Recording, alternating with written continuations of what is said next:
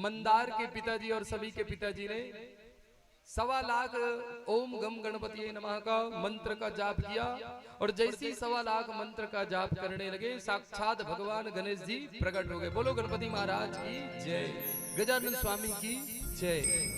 गणेश जी जब प्रकट हो गए तो गणेश के प्रकट होने के बाद मंदार के पिताजी और समी के पिताजी कहने लगे कि हे प्रभु, हे गणानाथ, हे गजेंद्र महाराज, आज सभी को विघ्न करता है तीनों लोक के स्वामी हो। आज मेरे पुत्र समी, मेरे पुत्र मंदार और समी जो है वृक्ष का अवतार बन गया है। कृपया करके ये वृक्ष का अवतार से मानव शरीर इसको प्रदान कीजिए। जो वृक्ष अवतार बना है इसको मानव शरीर प्रदान कीजिए। बोले गणेश जी ने कहा, देखिए आज मेरे भक्त भुसुंडी ऋषि ने उसको श्राप दिया गया है और यदि तू दोनों का वृक्ष का अवतार होने के बाद यदि मानव शरीर दोबारा अगर आप पाना चाहते हो तो ये मुश्किल है, क्योंकि मेरे भक्त का दिया हुआ श्राप उसको कभी वापस नहीं कर सकता, क्योंकि वो मेरा परम भक्त है। और आज से नहीं, आज से 300 साल हो गए मेरा आराधना करते हुए, इसलिए मैं अपने भक्त के वचन को टाल नहीं सकता। गणेश जी ने साफ साफ बात ये कह दिया मंदार के पिताजी और समी के पिताजी को। दोनों बड़ा ही नाखुश होने लगे, आंसू बहाकर रोने लगे, कहने लगे कि अब तो ये कहीं न कहीं ये दोनों जो है वृक्ष की ही अवतार लेंगे रहेंगे, अब दोबारा मानव शरीर इसको नहीं मिल पाएगा। फिर भी प्रार्थना करने लगे बार बार गणेश जी से, लेकिन गणेश जी ने साफ साफ मना कर दिया, ये मानव शरीर इसको मिल ही नहीं सकेगा, वृक्ष का ये अवतार ही रहेगा। अब अंत में दोनों गिड़गिड़ाने लगे।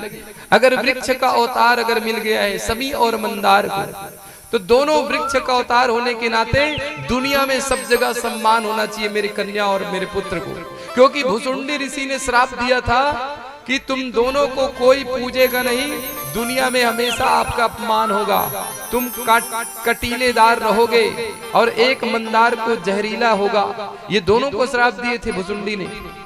इसीलिए समी वृक्ष में कटीला होता है, कांटेदार होता है ना समी वृक्ष, ये भुसुंडी ऋषि ने श्राप दिया था। यहाँ तक कि उसमें पशु पक्षी कोई भी पक्षी भी वहां नहीं बैठते थे।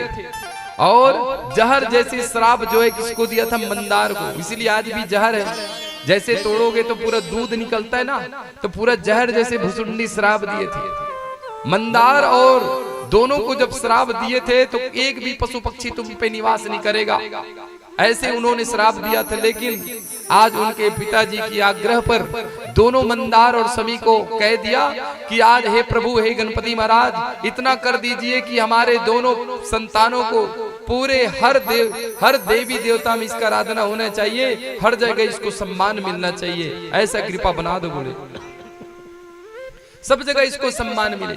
गणेश जी ने मंदार और समी से कहने लगे, उनके दोनों पिताजी से कहने लगे, तू चिंता ना कर, आज के बाद समी और मंदार जो है मेरे पिताजी भगवान शिव जी में और मुझ पर अगर कोई भी अगर समी पत्र और मंदार चढ़ाएंगे, समी पत्र और एक पत्र अगर मंदार चढ़ाएंगे, यदि एक समी पत्र अगर शिवलिंग में अगर चढ़ाओगे तो 1000 बेल पत्र चढ़ाने का फल आपको मिलेगा। एक समी पत्र अगर चढ़ाओगे तो 1000 बेल पत्र चढ़ाने का फल मिलेगा। ये किसने कहा? गणेश जी ने अपने पिताजी का नाम लिया। और यहाँ तक के कहा, मुझ में अगर समी और मंदार चढ़ाएंगे तो 1000 कमल पुष्प का लाभ उसको मिलेगा, जितना मंदार पुष्प चढ़ेंगे और समी पत्र चढ़ेंगे। ये दोनों मेरे पिताजी में हमेशा समी और मंदार हमेशा चढ़ते जाएंगे और इनको हर जगह सम्मान मिलेगा। बाकी सारे पुष्पों से